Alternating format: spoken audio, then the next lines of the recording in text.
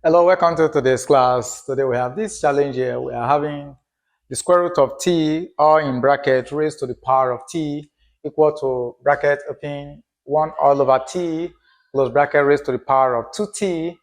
Then we are asked to find the value of t in this question. All right, so let's take our solution.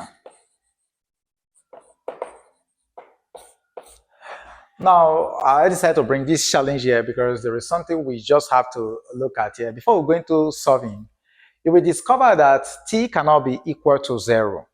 Okay, so let's take that down, that t cannot be equal to 0. So if t is not equal to 0 and we are asked to find the real solution in this challenge here, so how do we go about that? So we have our question here, the square root of our t all to the power of t equal to 1 all over t all raised to the power of 2t here.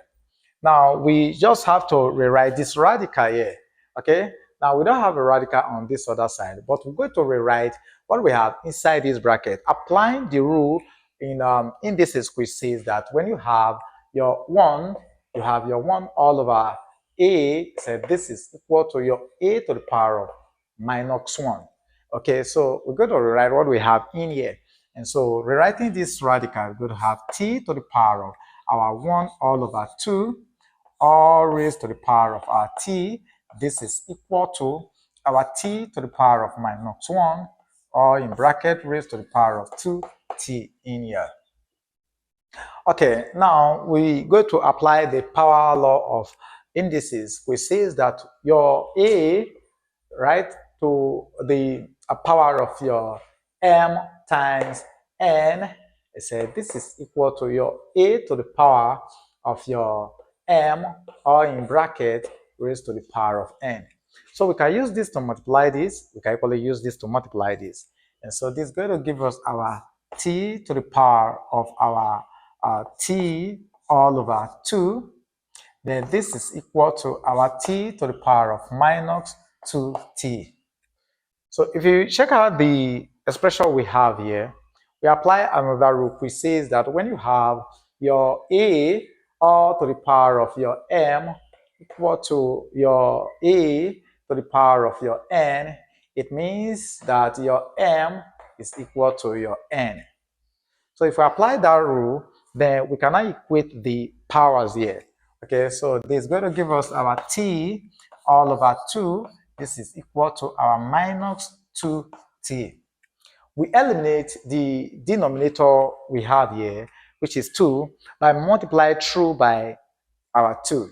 So we're going to have our t all over 2 times our 2 equal to minus 2t times our 2. So this will leave, and so we're going to have in here our t is going to give us here we have our minus 4t. From here, minus 2t times 2 will give us minus 4t. Now, with what we have here now, all we just have to do is to add 4t to both sides of the equation. So this is going to give us t plus our 4t equals to minus 4t plus our 4t. Now, this we go with this. So this leaves the system. So now we can add this together. So this is going to give us our 5t is equal to 0. Now we now divide by 5. So if we divide both sides by 5, we divide this one by 5, this will leave. Then we have t will now be equal to, there is a difference between 0 all over 5 and 5 all over 0. 5 all over 0 is undefined, but 0 all over 5 is 0. So we're going to have our t equal to 0. But remember, we said at the beginning that t cannot be equal to 0. And why is it that t cannot be equal to 0? This is the reason. In the original equation, we are having 1 all over t, and we cannot divide by 0 because that is undefined. Okay? Because if we substitute 0 here, definitely we are going to have a system that is going to be undefined. But here, if we put in 0 here, this is going to give us 0 to the power of 0. And 0 to the power of 0 is another controversial expression in the world of mathematics. Okay, so from our education, here we have t is equal to 0. Because we say t cannot be equal to 0, so this solution is rejected. This is rejected. It is either rejected or we'll call it extraneous solution. Okay, so the solution is extraneous. But now we are asked to look for a real solution to this. Now, by mere inspection, if you look at this carefully, t is equal to 1. We're going to have t is equal to 1. But let's check if t equal to 1 will satisfy the original equation. If I put in 1 here, this is going to give me the square root of 1. And the square root of 1 will give me 1. Here I'm going to put in 1 here. So 1 raised to the power of 1. On the left-hand side, I'm going to have 1. Then if I come to the right-hand side, here I have 1 all over 1. That will give me 1. And here we have 2 times 1 will give me 2. So 1 to the power of 2 will give me 1 on the right-hand side. And so 1 on the left-hand side equals 1 on the right-hand side.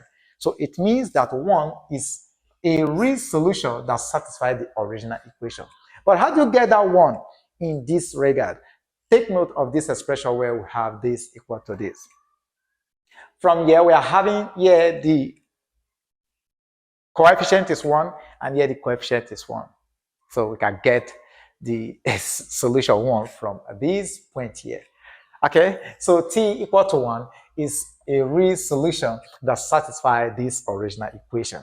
So this is how you solve for expressions of this kind, where we have a extraneous solution, and you are asked to look for the real solution. This is how you get the real solution. Thank you for watching. Drop a comment in the comment section. See you in our next class. But till there, keep winning. Rainbow Jigs loves you. Bye for now.